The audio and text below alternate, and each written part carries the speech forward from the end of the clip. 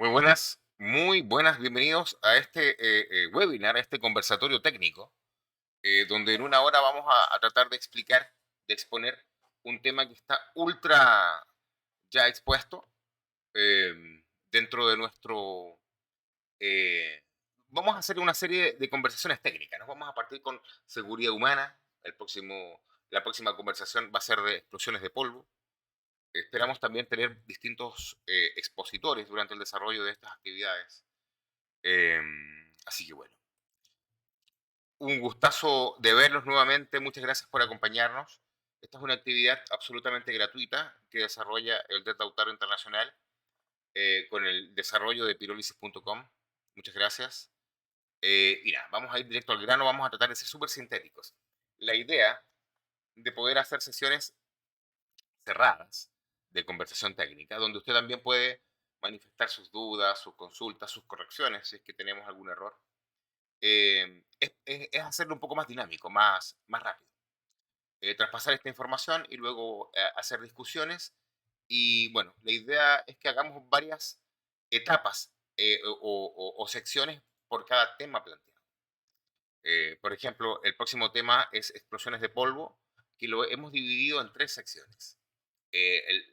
La primera sección es la sección básica, donde se expone el tema, y luego vamos a avanzar hacia la investigación en explosiones, con explosiones de polvo. Así que bueno, vamos a lo que nos convoca el tema del día de hoy, que es seguridad humana en sismos.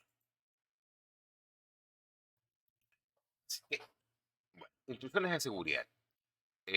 Como siempre, tenemos el compromiso de seguridad con las personas que nos acompañan, a pesar de que sea una transmisión online. Todas las personas que están escuchando esta conversación asumen el compromiso de seguridad para hacerlo en un lugar libre de riesgos y bueno, en un entorno adecuado para, para poder eh, absorber experiencia, conocimientos, para un entorno adecuado para la andragogía, ¿no? Finalmente. Mi nombre, yo soy Heriberto Moreira, estoy para servirle. Aquí usted tiene mi currículum completo. El día de hoy no lo voy a aburrir con mi currículum. Lo que sí le voy a decir es que me presento como un profesional de la seguridad humana. Soy un profesional de la seguridad humana. Me dedico a los temas de seguridad humana ya hace varios años. Por favor, lo invito a revisar mi currículum. Soy un profesional de la seguridad en seguridad industrial. También soy un ingeniero en ambiente.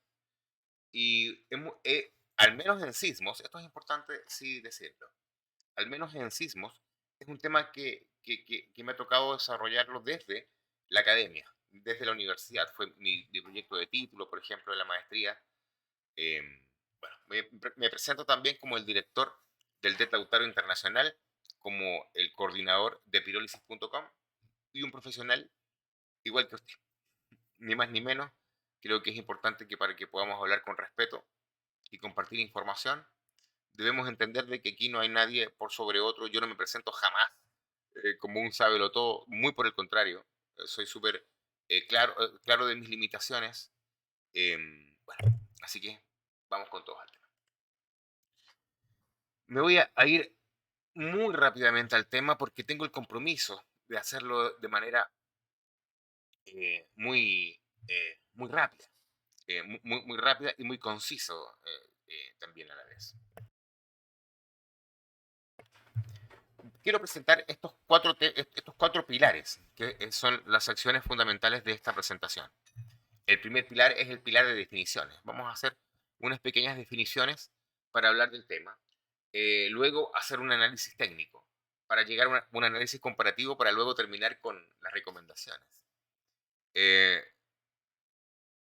Justamente hace unos días se presentaron algunos sismos importantes en México. En, justo el 19 de septiembre. Ya es un día que para los hermanos mexicanos es bastante terrorífico que se repita este fenómeno el mismo día. No tenemos explicación todavía para eso, pero queremos dar indicaciones para toda la región.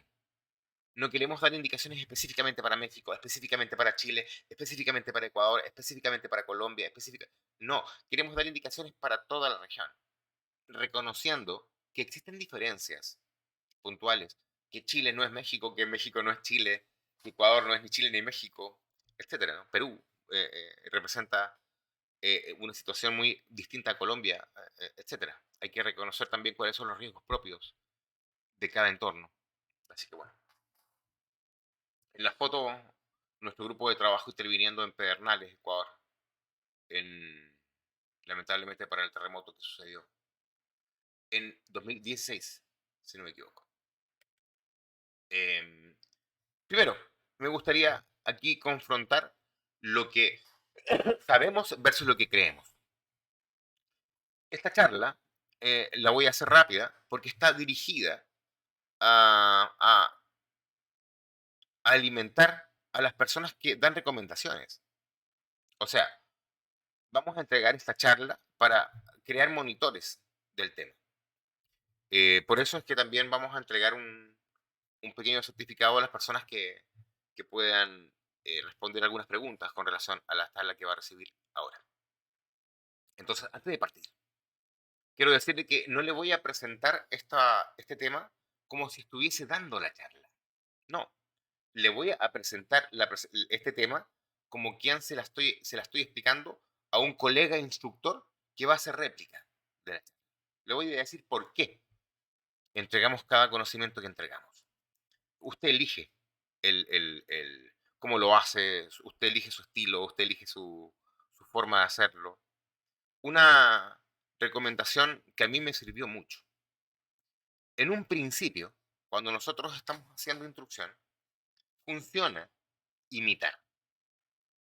Funciona imitar lo que usted considere bueno de tal o cual instructor. De pronto usted tiene 4 instructores que le gustan cosas distintas de ellos. Ya, pues, imite ciertos comportamientos y luego llegue a su comportamiento. No te estoy diciendo que la imitación sea el camino.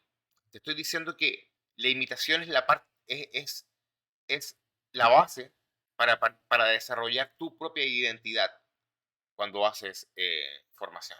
Esto es súper importante. Bueno, no los aburro en esa línea.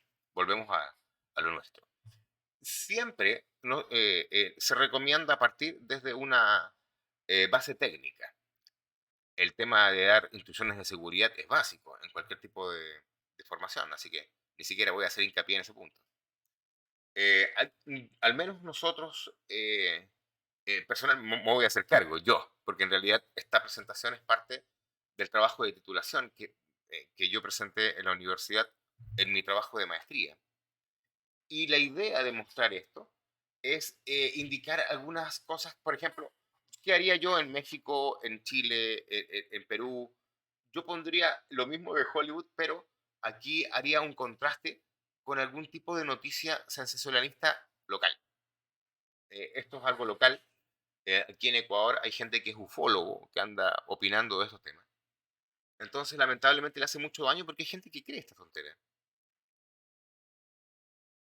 Lo que yo hago aquí es, yo digo, cuento lo siguiente, digo, cuando las películas de terremoto o de maremoto de Hollywood nos presentan un maremoto, nos presentan unas olas gigantescas, monstruosas.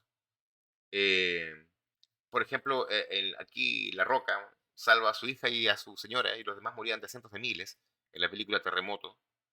Entonces, esto es Hollywood, esto no es realidad. Esto lamentablemente alimenta la ignorancia de las personas que no tienen ni idea del tema. Entonces, hay que hacer siempre un paréntesis muy claro entre lo que se sabe y lo que se cree. Decirle a la información basura, no desinformación, sino que información basura, mentira. Eh, Aquí hay algunos temas que también se hacen lecturas entre lo que se cree y lo que se sabe, haciendo mucho hincapié de tener certeza, ¿no? En un tema puntual. Seguimos nuevamente acá con lo que sabemos versus lo que creemos. Las personas necesitan esperar información fidedigna, no juicios de valor, opiniones. Esperamos leer y hacer un debate, ¿no? Escuchar a la gente lo que opina al respecto. Eh, y luego, aquí ya entro directamente a algún argumento científico. al menos cuando yo desarrollo esta presentación, hago la comparación de que este conocimiento lo tienen los niños, eh, y que de pronto hay que volver a los conocimientos que nos daban en el colegio y recordarnos de qué porte es la litosfera, de qué porte, cuál es la distancia entre la litosfera y el centro de la Tierra. Empezamos a hablar de distancia y en sí cuál es la distancia de la corteza terrestre, ¿no? Que finalmente es súper pequeña, es una capa de aproximadamente 70 kilómetros que flota arriba del manto. Esta litosfera contiene continentes, contiene mares, eh, y esto nos pone en contexto geográfico de lo que vamos a empezar a hablar. Se expone también el tema del principio de las placas. Esto es importante porque cuando usted está dando esta charla, lo obliga, de hecho, lo que estamos conversando ahora, lo obliga a que usted de pronto se vea un documental de las placas, para que se alimente en ciertos temas que usted va a exponer. Recuerde que fundamentalmente usted va a exponer seguridad humana. Recuerde que usted no es un geólogo. Yo no soy un geólogo. Eh, yo tengo un colega que es un gran geólogo muy reconocido a nivel nacional e internacional, que él domina estos temas eh, muy bien. Yo no. Yo debo estudiarlos, debo entender que si se lo voy a explicar a gente ignorante como yo, necesito ser muy claro y tener también muy claro mis límites al respecto. Lo animo a que conozca el tema de las placas, conozca un poquito de la dinámica de las placas, cómo se mueven, eh, desde cuándo existe, desde cuándo conocemos este tema de las placas, y finalmente cuál es su incidencia con los sismos, ¿no? Cuando lo explicamos, básicamente decimos que estamos en un entorno dinámico y que las placas se mueven en un entorno térmico dinámico, que están en constante movimiento, en constante creación. Eh, bueno, ¿por qué se mueven las placas? Se mueven porque están en un entorno de movimiento convectivo. Cuando hay convección, cuando hay diferencia térmica, hay movimiento. Así que esto es una parte fundamental dentro de la explicación técnica de lo que vamos a conversar. Paréntesis. No se entrampe aquí, no se entrampe acá. Trate de ser general, trate de explicar de manera general. Recuerde que no es lo mismo ir a un grupo de vecinos en un pueblo, en la cordillera, o ir a un grupo de personas profesionales. No es que sean unos tontos y unos brillantes. No, para nada, por favor. Por favor. No me atrevo a decir eso. Solamente me atrevo a decir que si su responsabilidad es entregar conocimiento, reconozca el entorno para que pueda entregarlo de manera simple. Esa es nuestra misión como formadores en el tema. Así que bueno, trate de ser simple y explicar cuál es el objetivo, ¿no? Que tenemos que explicar por qué se mueven las placas, ¿no? Y acá empezamos ya a meternos al movimiento de placas. Aquí le empezamos a explicar a la gente por qué se mueven las placas. Aquí tenemos, por ejemplo, una placa que es continental, que es más densa, o sea, menos densa. Discúlpeme, más densa. Y una placa oceánica menos densa que se subduce bajo la placa continental. Este movimiento subductivo, que es un movimiento que tenemos de manera muy repetitiva en todo el cinturón de fuego, sobre todo en la región América, desde Estados Unidos hasta Chile. em, Tenemos este mismo tipo de movimientos, pero que acá también tenemos que ver otro tipo de fenómenos. Por ejemplo, cómo se forman la corteza oceánica. ¿Cómo se forma esta placa? Esta placa se forma porque existen volcanes oceánicos transversales, que no tienen como una boca, no tienen como un orificio, es el típico volcán que conocemos. Son volcanes que son aperturas completas, largas, son fisuras kilométricas, que generan material magmático y que se van endureciendo y van empujando las otras capas. De esta manera se crea dinámica. Como les dije, esta charla está orientada a generar monitores en el tema. Por eso no vamos a eliminar las otras charlas que están montadas en este espacio con relación a cómo se expone el tema. La idea es que usted vea ambas. Esta es la charla para monitores. Es obligación que usted vea las charlas donde exponen otros expertos, porque usted, si usted va a llevar este mensaje a otros lados, tiene que ser muy claro. Entonces, bueno, repito, esta es la charla para monitores. Em, Seguimos. Entonces, usted tiene que explicar de esta manera cuál es la idea del movimiento de plátanos, por qué sucede, cómo sucede. Y aquí entramos a otra sección de la misma presentación que tiene que ver con los movimientos mecánicos de este tipo de fenómenos. De cómo se mueven transversalmente, de los tipos de movimientos divergentes, convergentes, transformantes. Tenemos que explicarle a la gente que no solamente existe movimiento subductivo, existe movimiento lateralizado, lo que se conoce como un límite transformante. Por ejemplo, la falla de San Andrés. La falla de San Andrés es un límite transformante, donde dos placas se mueven una al lado de la otra. No es que una se meta bajo la otra. Entonces, hay distintos tipos de movimiento de placas. Cada uno conlleva una mecánica y una liberación de energía distinta. Por eso es que es tan importante de que expliquemos a la gente esto de manera simple y dependiendo del contexto, con distintos grados de profundidad.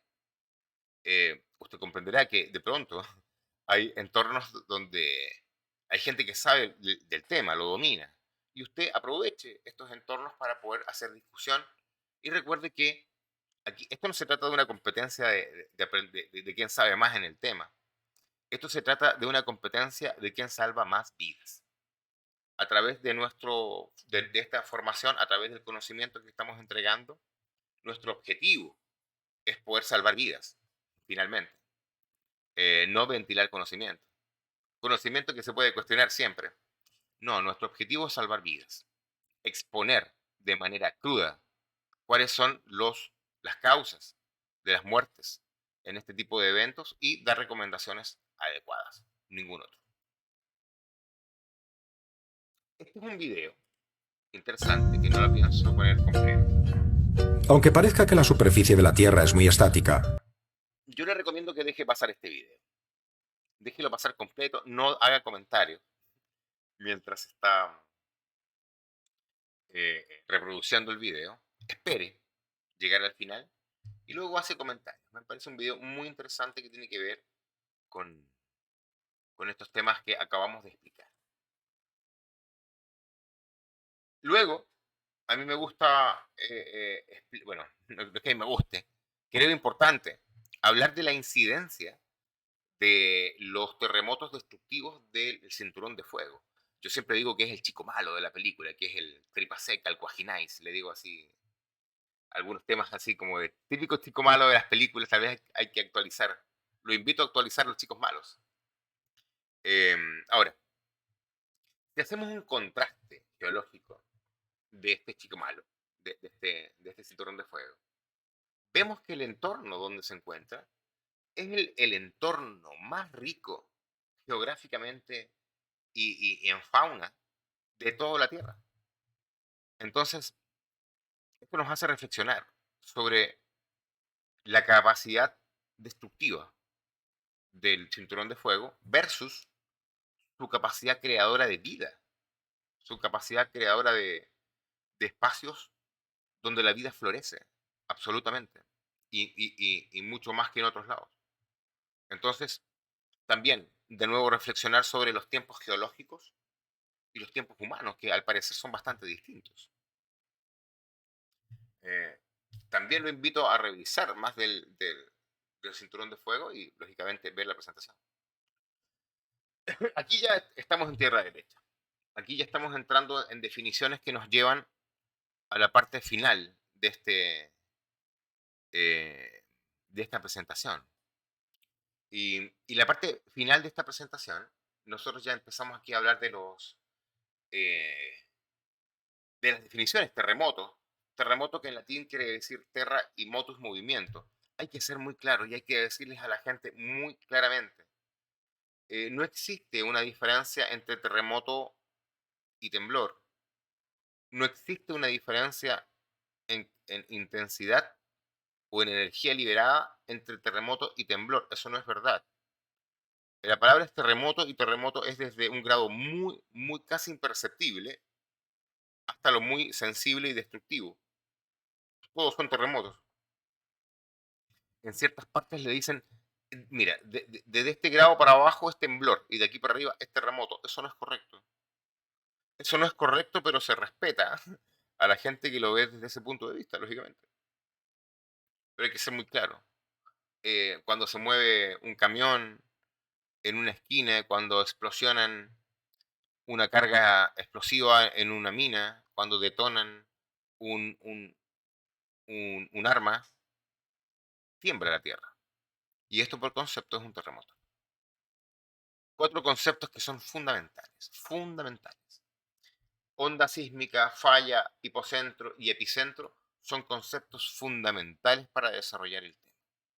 Fundamentales. Hipocentro, epicentro, onda sísmica y falla.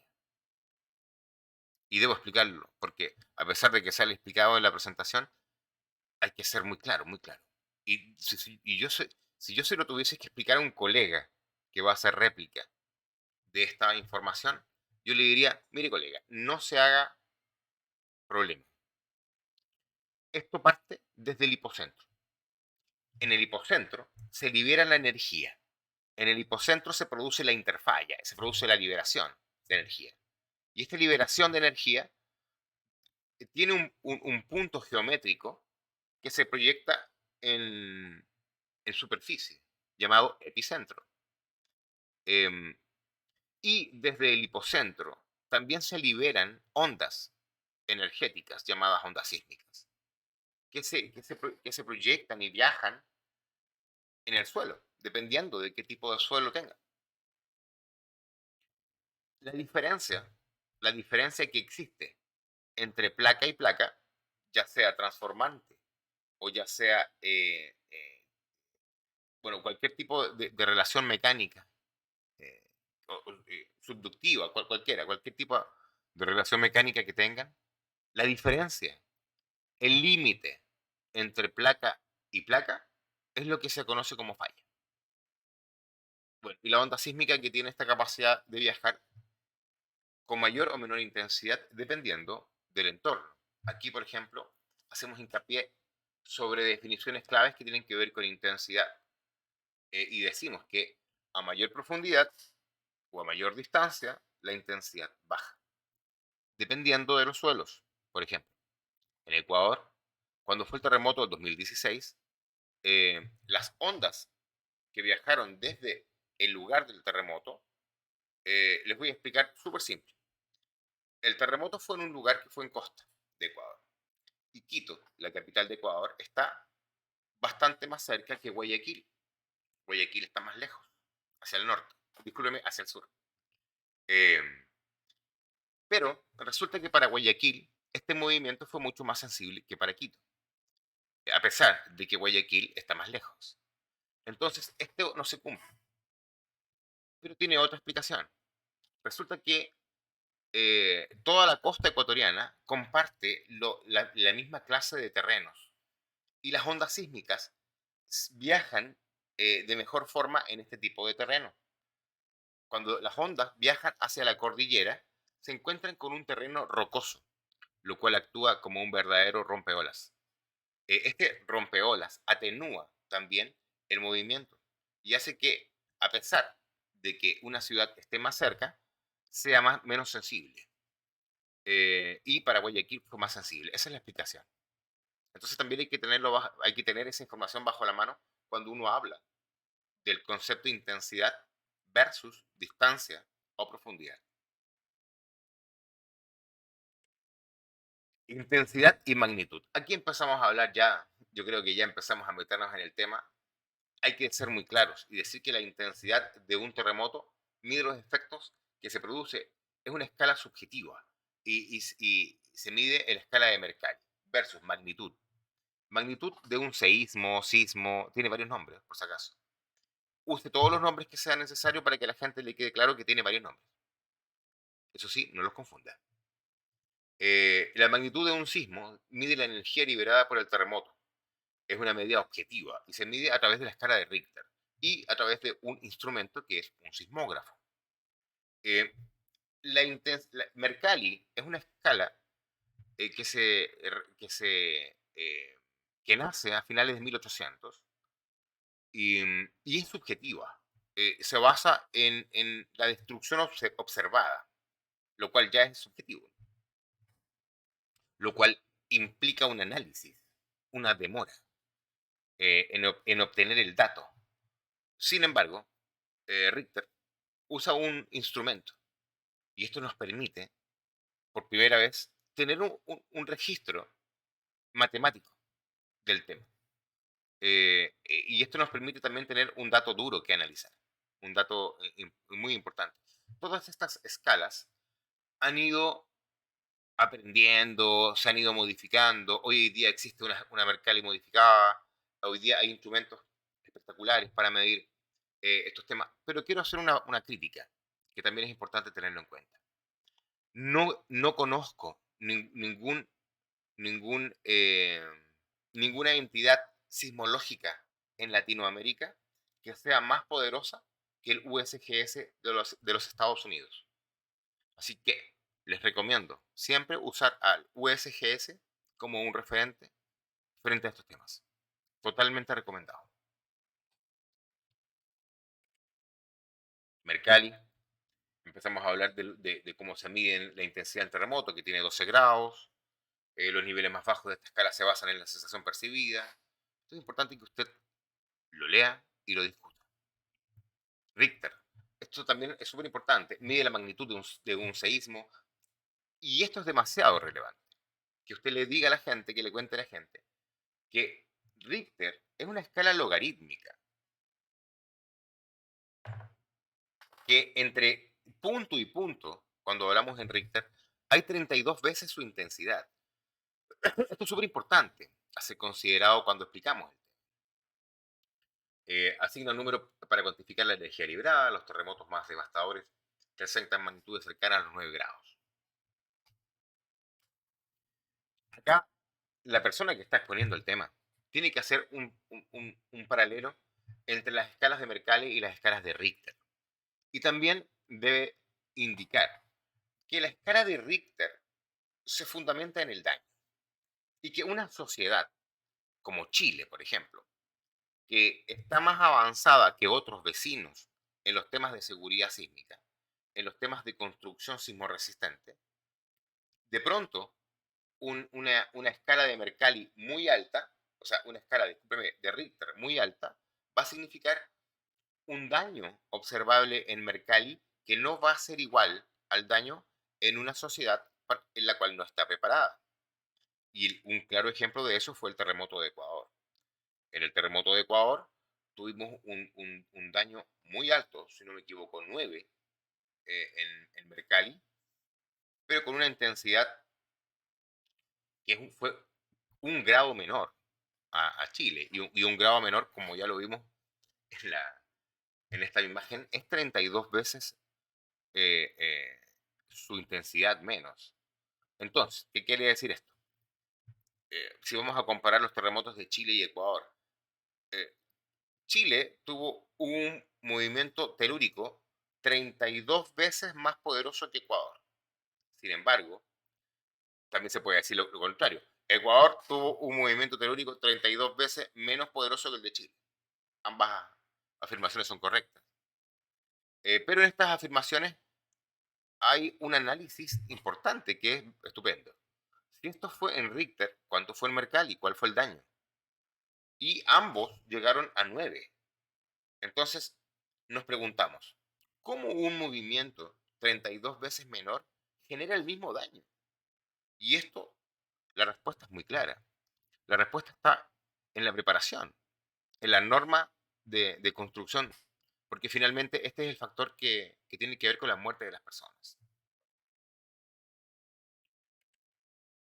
Tsunamis, maremoto es un tema que usted también tiene que explicar. Leer. Bueno, tsunami viene. Tsunami es una palabra japonesa. Lo inventaron los japoneses. Que significa ola de bahía, ola de puerto. o maremoto, que significa movimiento de mar. Es lo mismo, exactamente lo mismo, así que tampoco se quede pegado en este tema. Aquí, ¿cómo se explican cómo se forman los maremotos? En las otras charlas se explica claramente, pero básicamente el maremoto se produce porque el epicentro se produce o sea, el movimiento telúrico se produce en suelo marino. Y este suelo marino se levanta como una verdadera columna. Y esta columna genera olas que viajan en distintas direcciones, tanto mar adentro como a costa, que es lo que usted está viendo en la imagen. Entonces usted tiene que explicarle a la gente, primero lo destructivo y lo mortal que es un maremoto. Es muy destructivo, mortal. Existe una norma de seguridad que tiene que ver con la cota 15, al menos. O sea, usted tiene que estar por 15 metros sobre el nivel del mar cuando sucede este tipo de eventos. Debe comprender que un tsunami puede ser rápido o puede ser muy lento. Puede demorarse minutos o puede demorarse horas. Em, Así que tiene que estar siempre atentos a las indicaciones de las autoridades. En realidad, esa es la indicación. Aquí tenemos un tipo de tsunami muy especial que se generó no por un movimiento telúrico, sino que por un desplazamiento masivo de tierra, que tiene que ver con el colapso de una pared de lo que se reconoce como el Neokrakatoa. Este movimiento generó una perturbación del agua muy violenta, que finalmente significó un maremoto en el otro lado de esta costa. Un maremoto que llega sin avisar, un maremoto que llega en la noche, un maremoto que causa, si usted observa la columna de agua, que es apenas imperceptible mar adentro, cuando llega a costa, sube de unos cuantos centímetros a 1,5 metros, 2 metros. Y esto es, en una población como la que usted está viendo acá, devastador. Así de simple, devastador. Esto se produjo hace poco en Indonesia, hace poco, unos cuantos años en realidad, en Indonesia, y fue terrorífico, porque esta gente no estaba acostumbrada o jamás esperó un, un terremoto, o sea, un tsunami que viniera sin terremoto. Esto es interesante, es como nuestros hermanos de México, eh, cómo funcionan los sistemas de alerta temprana. ¿Por qué en Ecuador no funciona, por ejemplo? Porque Ecuador es pequeñito, entonces necesito un sistema más largo. Esta es una de las formas en la cual explicamos, ¿no? Va a quedar a disposición esta presentación para que usted la pueda, eh, la pueda actualizar, la pueda modificar, la pueda personalizar. De esta manera, explicando la diferencia entre una explosión, una detonación en realidad, porque en una detonación existe una diferenciación entre el frente de presión, entre la velocidad de la luz, la velocidad del sonido, que genera que veamos el fenómeno y luego escuchemos el sonido. El sonido tiene una velocidad de 340 metros partido por segundo, lo que diferencia una detonación de una deflagración. De esta manera, se explica cómo funciona un sistema de alerta temprana. Recuerde, debe ahondar en el tema en las presentaciones del tema que están en esta misma espacio, en esta misma web. Ya que, aparte de que estos videos van a quedar expuestos en YouTube, lo importante es que usted los vea en deadlautaro.com/sismos. Esa es la casa de este tema, donde hay hartas charlas y donde en esta ocasión estamos haciendo este video para los colegas que quieran ser monitores en el tema. Sistemas de alarma. Incluso con sonido. Nosotros explicamos cuál es la diferencia entre las ondas P y las ondas S. ¿Cuál es la diferencia y cuáles son destructivas? ¿Cuál es la velocidad de cada una de ellas? ¿Por qué unas se detectan y otras no? ¿Cómo funciona? Esto es súper importante que a usted también le quede muy claro. Y si debo hacer un hiper resumen del tema, debo decirle que cuando se genera un movimiento sísmico, como el que hemos explicado, eh, se generan dos tipos de ondas, las ondas P y las ondas S. En ondas P, ondas primarias, ondas S, ondas secundarias. Las ondas P son mucho más veloces que las ondas S. Y las ondas S no son tan veloces como las P, pero son las que destruyen. Las ondas P no destruyen.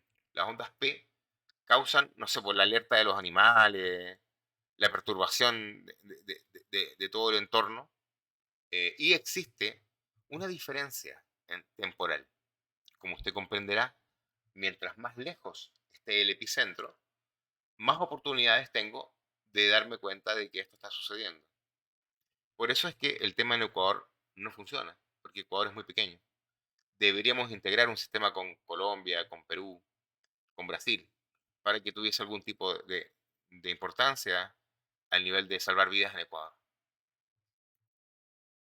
Bueno, esto se explica también en la presentación. ¿Se pueden detectar los terremotos? Esto es una discusión bien interesante. Bueno, resulta que sí. Resulta que hoy en día existe la tecnología, existen los estudios, como para decir de manera clara de que se pueden detectar los terremotos. Existen variaciones en los campos electromagnéticos, en las radiaciones de la Tierra también, que tienen que ver directo con perturbaciones anteriores a un terremoto. Este es un campo de estudio fértil, el cual usted puede mencionarlo, más no ahondar, porque estamos en pleno desarrollo.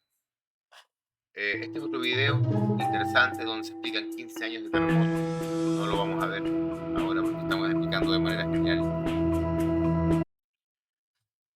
Sismoresistencia, señores. Esto es importante que lo hablemos también súper claro. Expliquémosle a la gente qué es sismoresistencia. Y me gusta partir con un video, bueno, que es maravilloso. Es súper importante que usted haga esta lectura. Es el diseño y la construcción con una adecuada configuración estructural, con los componentes de dimensión apropiadas y materiales. Es importante que usted haga la lectura, comente, alguien tiene algún comentario, alguien no está de acuerdo.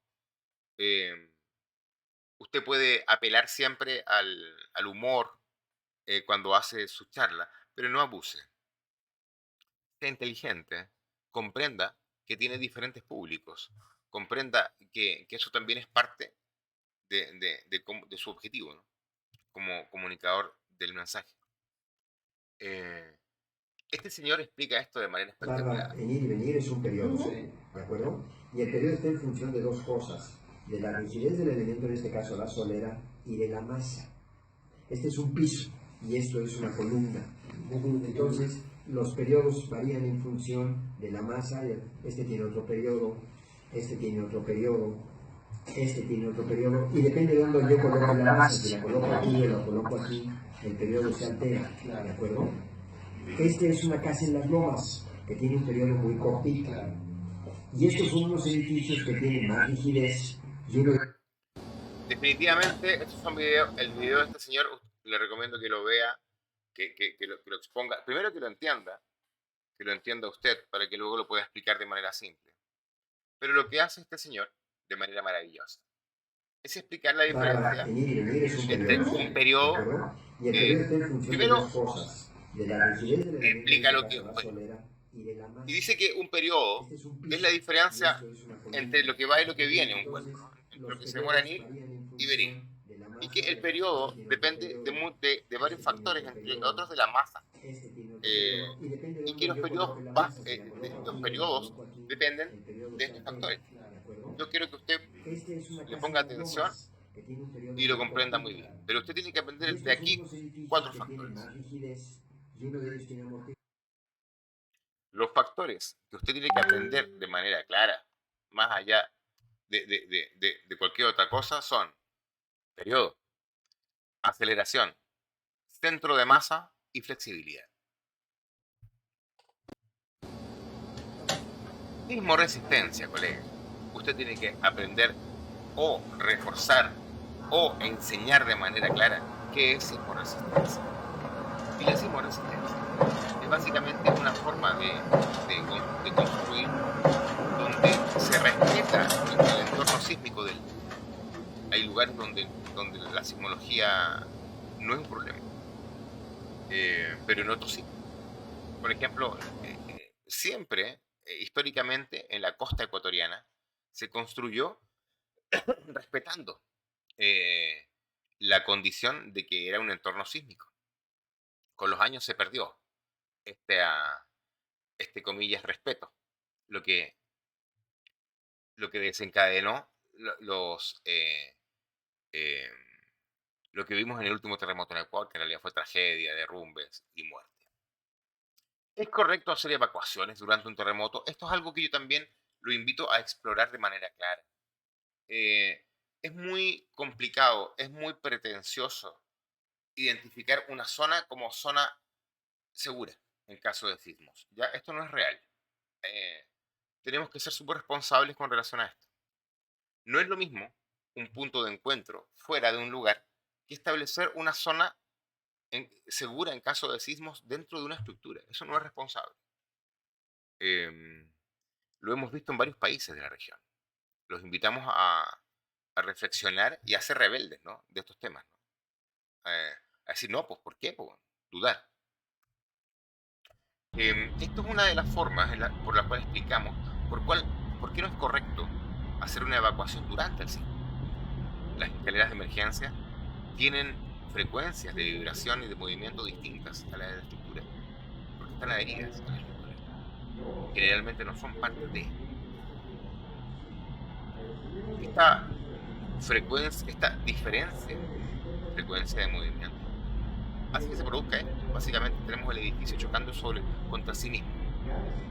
Y usted comprenderá que usted es el eslabón más débil de esta ecuación. Entonces, no le recomiendo que usted intente salir por la estructura. Es muy peligroso. Es muy peligroso. Yo le recomiendo que si usted está en un edificio de altura, básicamente espere que termine el movimiento para intentar eh, hacer algún tipo de evacuación. Es muy peligroso decir a la gente que haga evacuación durante un sismo. Eso también lo invito a que lo explore en las presentaciones de este mismo tema. Derrumbe súbito catastrófico. Esto es algo súper importante porque es importante decirle a la gente, quitarle el mito a la gente de que si están dentro de un edificio y el edificio se derrumba, si ellos se ponen, no sé, pues, en un triángulo de la vida van a sobrevivir. Ya, esto no es responsable. Esto no es responsable ni decirlo, ni pensarlo, ni creerlo.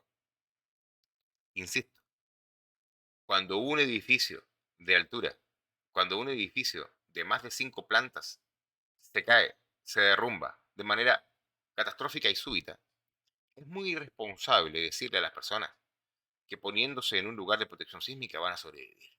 Es muy, es muy poca la sobrevida en un derrumbe súbito catastrófico. Es muy poca la sobrevida.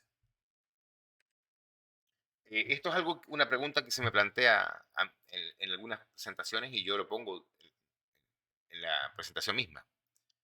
Alguna vez me preguntaron si una persona podría sobrevivir a un derrumbe, si es que vive en el piso 18 y tiene un edificio de 20 plantas o de 20 pisos. La respuesta fue que es muy difícil sobrevivir. Que lo más probable es que esta persona fallezca en un derrumbe como este. Esta verdad, cuando uno responde esta pregunta con verdad, uno descubre muchas cosas. Uno descubre, entre otras cosas, que las personas no estamos acostumbrados que nos digan que nos vamos a morir por tal o cual situación. A pesar de que es casi obvio, suena casi ofensivo a los oídos de una persona que simple y llanamente no quiere escuchar que tiene principio y fin, eh, y que hay que estar preparados frente a estas situaciones. Por eso lo invito también a ver cómo enfrentamos esta situación en la presentación del tema. Pero usted tiene que ser muy claro. Acá un video del terremoto de México en el 19 de septiembre del 2017, donde presentamos una estructura que colapsa. Este es un colapso súbito catastrófico. Esto es mortal. Esto es mortal, esto es terrible, esto es tragedia pura. Entonces, tenemos que ser súper claros, porque nuestro objetivo es salvar vidas. Tanto en México como en Ecuador, el factor de muerte más elevado, más importante, siempre es y ha sido eh, los derrumbes, las construcciones, fuera de norma. Usted comprenderá que una losa de esto, estamos hablando de un peso tremendo, tremendo. Y los espacios vitales que se forman en un derrumbe con estas características son aleatorios. Son aleatorios. No es que usted pueda asegurar que si se queda aquí se va a salvar. Eso no es real. Nuestro objetivo cuando hacemos este tipo de formación o de exposición del tema es salvar vidas. Recuerden. Bueno, acá empezamos a hacer un recorrido por varios terremotos que usted tiene que saberlos por cultura general y que a esta charla no vienen al caso. Usted puede verlo en las charlas de exposición. Usted puede o no obviar esto. Si usted considera que tiene poco tiempo, sáltese esto y váyase directo a las recomendaciones. En este caso nosotros hablamos de Valdivia como uno de los terremotos más importantes y el más elevado medido por el hombre. Tailandia como uno de los más mortales. Hablamos también de ejemplos de maremoto. Haití, horroroso, la cantidad de fallecidos de nuestros hermanos haitianos. Chile, Japón, en el 2011, México, 2017, y bueno, ya hay un par de terremotos importantes que podríamos estar incluyendo. Y también es importante que usted ponga experiencia local, cuando si usted lo hace desde México, desde Perú, desde Ecuador, desde Colombia, desde Argentina, desde Chile, ponga experiencia local. Nosotros, por ejemplo, aquí tratábamos de poner experiencia local 2016 con el terremoto del 7.8 en Ecuador. Nosotros, aquí en algunas imágenes, trabajando en Manta y en Puerto Viejo y en otras ciudades. El primer trabajo asignado por el ejército es hacer una búsqueda acá en este centro comercial que está absolutamente colapsado. En este momento vamos a armar el La CAN pregunta acá es, y el equipo para poder tratar de de ver cómo ayudamos, cómo hacemos algo. Porque el problema, más que la cultura antisísmica, más que la buena capacitación, más que sepa o no qué hacer la gente, es que finalmente lo que nos está matando son las construcciones, no nuestro actuar. Las construcciones, se están derrumbando los edificios, se están derrumbando la construcción pública que debería ser segura. Se está derrumbando y está matando gente. Y este es un factor que tenemos que tener al menos claro y a la vista. ¿Quiénes son las personas que están asesorando a los que toman las decisiones? Eh, Esto también es súper importante. Tienen que ser profesionales. Tienen que ser profesionales con la experiencia adecuada y a la altura técnica adecuada los que asesoran a los políticos que toman decisiones finalmente. Esto es súper importante porque finalmente, al menos en varias partes de la región Latinoamérica, hemos tenido asesores que son un desastre para la seguridad de nuestra gente. Y tenemos que pasar la página y llegar a las personas que finalmente nos van a salvar o van a salvar más vidas que estos señores que solamente han hecho un desastre. Diferentes técnicos, acá también ponemos un video. Laceraciones en la parte de la sien izquierda, donde tuvo pérdida de dos incisos, uno canino y el otro molar. A la vez presenta hematomas en el plato izquierdo, debajo de la tetilla. Al parecer fue debido al impacto que tuvo una serie de ahogamiento en la ótida, la carótida y la aorta. Vamos a ver si se traslada al hospital para hacerle una serie de exámenes donde van a valorar verdaderamente cuál es el estado del paciente. Por el momento es un estado reservado. ¿Cuál es su nombre, doctor? No, yo no soy doctor. ¿No usted de medicina forense? No, yo me acabo de bajar ahí en la moto para ver el accidente. Por personas adecuadas. Esto es súper importante. Mitos, prensa, política. Ponga prensa local. Ponga prensa local. La política, la prensa, lo único que hace en un terremoto, en una desgracia, lamentablemente, hoy en día, es sacar provecho. mienten. Mienten para vender más, mienten para posicionar una idea política, mienten para respetar la pauta, mienten por muchas razones. Es muy difícil tener información clara, precisa por prensa.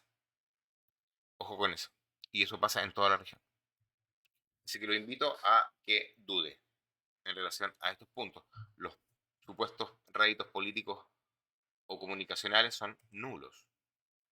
Viejos paradigmas, señores. Evacuaciones inadecuadas, prácticas o ejercicios inadecuados, comunicaciones ineficientes o inexistentes, profesionalización de los asesores, improvisación de procedimientos o tareas claves, interrupción de intereses personales o políticos, inexistencia de recomendaciones definitivas. Estos son los temas que usted también tiene que tomar en cuenta, porque no puede ser que el año 2022 sigamos haciendo este tipo de evacuaciones. Y es así como llegamos a estas recomendaciones, que son 3. No salga, mantenga la calma y busque un lugar de protección sísmica. En esta exposición no las voy a leer, solamente voy a explicar la importancia del significado de cada una de ellas. Primero, estos 3 pasos son los pasos nuestros hermanos gringos han resumido todo en un paso, que es agáchate, agárrate y espera. Así dicen nuestros hermanos gringos. Nosotros es un poco distinto. Primero, no salga. Aquí, por ejemplo, es cuando en la última línea pongo lo que ponen nuestros hermanos gringos. En este momento es donde usted se agacha, se afirma fuertemente, evaluando todo lo que sucede a su alrededor, tratando de resguardarse. Mantenga la calma. Por favor, vea los videos de cómo explicamos esto, porque es súper importante que usted comprenda cómo tratamos también de comunicar calma a los niños y a nuestro entorno. Busque un lugar de protección sísmica. Aquí tómese todo el tiempo que necesite, pero esto es lo principal. Necesitamos decirle a la gente qué hacer para no morir en un terremoto, sobre todo cuando el entorno es tan duro, tan extremo como el que tenemos en nuestra región. ¿Qué quiere decir esto? Pésimas construcciones. Hablemos por ahí los retos a que busquen lo que yo digo sobre los fierros de la esperanza. Los reto a que los busquen y a que lo usen también.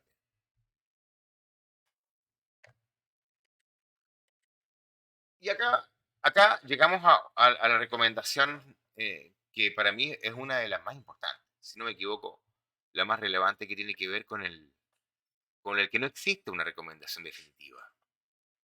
Esto sí yo lo invito a que usted lo analice y comprendamos que no le podemos decir a la gente qué hacer o qué no hacer. No le podemos decir a la gente que se quede ahí o que no se quede. Depende, tenemos que hacer un análisis más profundo. Si queremos entregar recomendaciones de seguridad sísmica para las personas, debemos comprender, primero, cuál es su entorno, cómo se mueven, dónde están, cuál es su vivienda, cuál es su entorno sísmico, cuál es su entorno geológico. O sea, no podemos entregar recomendaciones definitivas a la gente. Tenemos que comprender cuáles son sus entornos para poder adaptar nuestras recomendaciones a esto. Por último, tenemos que decirles a las personas que ellos son los responsables de la seguridad propia y la de sus familias. Y eso se hace a través de el reconocimiento de los entornos y cuáles son sus riesgos asociados. Otras recomendaciones: mochila y kit de emergencia. Seamos muy claros, seamos honestos, no hagamos gastar dinero a la gente. Hay gente humilde que necesita este tipo de recomendaciones, así que seamos claros. El triángulo de la vida, esto no existe un triángulo como tal. Existen los espacios vitales y son aleatorios. Tenemos que explicarle a la gente que no se puede poner bajo el marco de la puerta. Eso es antiguo. De hecho, no se puede poner bajo ningún vano, porque puede caer como una verdadera guillotina y puede ser mortal muchas veces. Em, Tenemos que ampliarnos un poquito en los temas de qué es lo que estamos recomendando, actualizarnos, cuál es el objetivo, qué es lo que estamos buscando. Ese es el espíritu de esta charla. Más que entregarle la charla de seguridad sísmica. Es entregarle un certificado como monitor de seguridad sísmica. Y para esto, usted va a ser evaluado tanto en esta charla como en la charla de exposición que está expuesto en este espacio. ¿Qué estamos enseñándoles a las personas? Cuando tenemos, por ejemplo, una casa sismos, ¿la usamos con el respeto adecuado? ¿La usamos con el objetivo adecuado? ¿O estamos entreteniendo a la gente? También tenemos que ser muy sinceros y muy claros en ese punto. Y si no estás en casa, recomendaciones a qué hacer con las personas cuando no están en casa. Recomendaciones a qué hacer con las personas cuando quedan atrapados. Son dos pilares fundamentales de esta charla. Queremos ir más allá. Queremos entregarles un mensaje de qué hacer a las personas cuando están también fuera de casa y también en la posibilidad que se encuentren atrapados. Es muy importante que usted le deje claro a la gente que la primera persona que va a atentar contra ti si estás atrapado eres tú mismo. Y tienes que estar preparado para eso. No se me ponga hollywoodesco, no se me ponga así, onda Hollywood, onda dramático. No, sea muy claro, muy honesto y piense que le está hablando a su familia, que no está vendiendo nada, que quiere con su exposición salvar vidas, una única y exclusivamente. Eh, Finalmente, colegas, advertencia de las redes sociales, advertencia que no existe recomendación definitiva. Eso es todo. Eso es todo la presentación de seguridad sísmica. Nosotros nos planteamos hacer esta presentación desde el punto de vista, desde la materia, pero creemos que está súper expuesta a la materia. Hoy queremos entregarle un certificado de monitor en seguridad sísmica por parte del DED Lautaro Internacional y Pirólisis.com a todos nuestros colegas y a las personas que estén interesadas de manera general en este tema. Para mí ha sido un inmenso placer, un privilegio. Les agradezco la buena onda de que nos hayan acompañado y esperamos que nos sigan acompañando también en nuestras próximas charlas. Muchas gracias y estamos en comunicación.